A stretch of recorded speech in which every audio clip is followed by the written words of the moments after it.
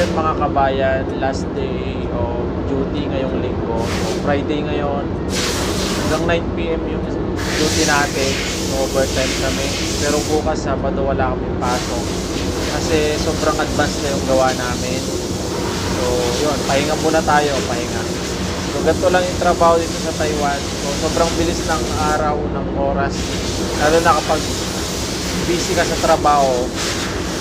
So, ito nga pala yung pwesto ko. Bali katatapos lang namin maglinis niyan. So, yan. At dahil last day ng duty natin ngayon, pinag-overtime pa rin tayo hanggang 9 p.m. ng gabi. Dahil natapos na naman ng isang buong linggong pagtatrabaho. Sobrang bilis ng oras at araw, di ko na malayan na 1 taon at 2 buwan na ako dito sa Taiwan. Dito nga pala ipababa na ako. Pansin ko dito na merong nagkukumpulan, parang may meeting ata. Nakita ko din na konti lang yung mga nag-out. Konti lang din siguro yung merong overtime. Pero nung malapit ng mag-time, nagsilabasan na sila. Katago lang pala din sila sa mga gilid-gilid. Bali dito, nang naka-out na nga ako, naglalakad lang ako papunta sa parking. Nung naglalakad nga ako kanina, naalala ko na wala na pala akong kape. Dala ko na nga din pala yung pagkakataon na bumili ng kape sa tindahan na malapit lang dito. 2 minutes nga lang pala yung biyahe kapag nakamotor ka. Tamad akong maglakad. Kuha ko na yung motor ko at nagmotor na lang ako. Lipas ang 2 minuto yan, dito na rin ako.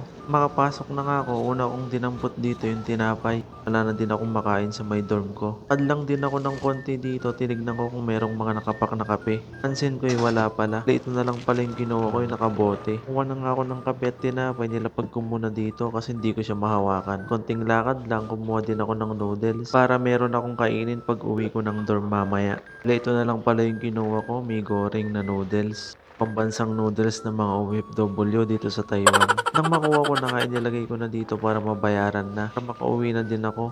Put ko na nga din pala yung pambayad ko. Nang mabayaran ko na nga, iplinastik na din ni Coco. Coco kasi yung tawag nila sa mga matatanda dito, kaya tinawag ko na lang siyang Coco. Pauwi ko nga ng dorm, may bigla akong nagutom at niluto ko na din yung noodles. Pansit Canton nga pala yan, pero ang ginawa ko na lang siyang noodles. Gusto ko kasing humigop ng mainit na sabaw, kaya ginawa ko na lang siyang noodles. Minsan kapag nagugutom ako, ganito lang yung kinakain ko. Kasi sa medyo masarap at wala ng oras, bilis din itong lutuin. Di lang naman basta noodles yung kinakain ko, pinapartneran ko yan ng tinapay. Para kahit papano, hindi lang basta noodles yung umiikot sa ating tiyan. Ang ding tinapay na panghimagas yung mga bulati natin sa tiyan. Dito sa abroad, kung maarte ka, hindi ka magtatagal dito. At lahat ng diskarte ay alam mong matutunan, lalong-lalo na kung saan ka kukuha ng pagkain mo. So bali hanggang dito na lang pala mga kabayan. Ganito lang pala yung routine ko tsaka yung buhay ko dito sa Taiwan bilang isang OFW. Patuloy nyo pong suportahan lahat ng mga video na i-upload ko. Ingat po kayo palagi. God bless.